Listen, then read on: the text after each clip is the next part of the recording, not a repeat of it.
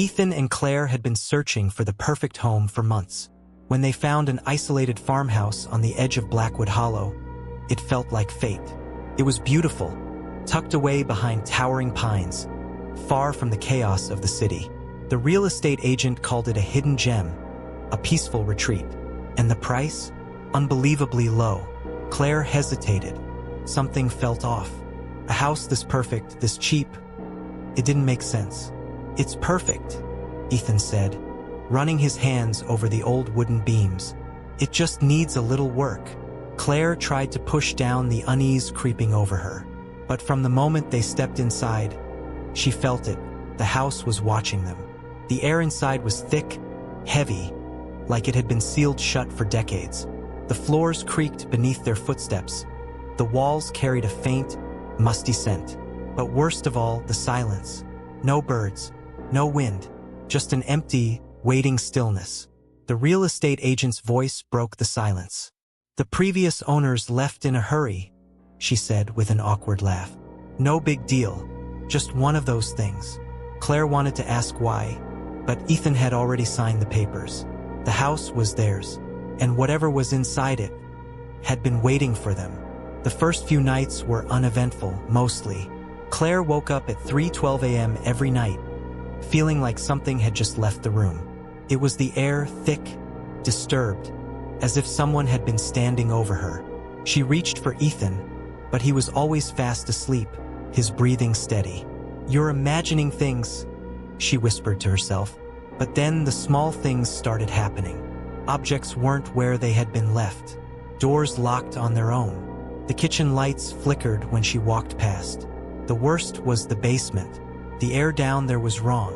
It smelled like rotting wood and damp stone, even though there was no visible mold or leaks. Every time Claire passed the basement door, she held her breath, as if something inside was listening. Then, one evening, she noticed something carved into the beams.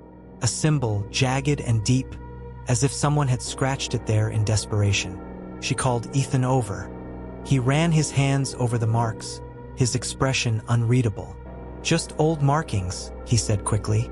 "Probably from whoever lived here before." But Claire saw the way his hands trembled slightly, the way his eyes wouldn't meet hers. That was the moment she realized Ethan was lying. As the days passed, Ethan changed. He stopped eating, stopped sleeping. At night, Claire would wake up and find him sitting at the edge of the bed, staring at the wall. Or worse, standing at the window, whispering. His lips moved, but no sound came out. At first, she thought he was just dreaming, until one night she got closer. His mouth was moving, but no words were being spoken. She touched his arm. Ethan jerked awake, gasping like he had just surfaced from deep water. "Claire, what are you doing?" "You were whispering," she said, voice shaking. But there was no sound. Ethan frowned, rubbing his temples. "I don't remember that." He climbed back into bed, leaving Claire standing there, staring at the window. Outside, in the trees, she could have sworn something was watching. The house was changing Ethan. He stopped going to work, stopped answering his phone. One night, Claire woke up and he was gone. She found him in the basement, kneeling in front of the symbols on the wall, his head bowed.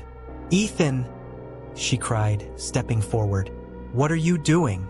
He turned to her slowly and smiled, a smile that wasn't his. "It's okay, Claire," he whispered. "I understand now. The house, it's ours. It's always been ours." She staggered backward. Ethan's eyes were wrong. They were too dark, too empty. Something was wearing his skin. She ran. She didn't stop to pack a bag. She didn't stop to think. She just ran. The next morning, she came back with the police. But Ethan was gone. The house was completely empty. His wallet, his phone, his keys, all still there. No signs of struggle. No signs anyone had ever lived there. Except for one thing. On the bedroom wall, carved deep into the wood. A new symbol. Claire had never seen it before. The only trace of Ethan that remained. She moved far away, started over, tried to forget. But sometimes, in the middle of the night, she dreams of the house. And in those dreams, she sees Ethan. standing in the doorway, smiling, waiting. Claire thought she had found a sanctuary, a place where she and Ethan could build a life together. But some places aren't meant to be lived in. Some places remember, and some houses never let go. Click on the subscribe, share, and like button for more videos. Thanks for watching.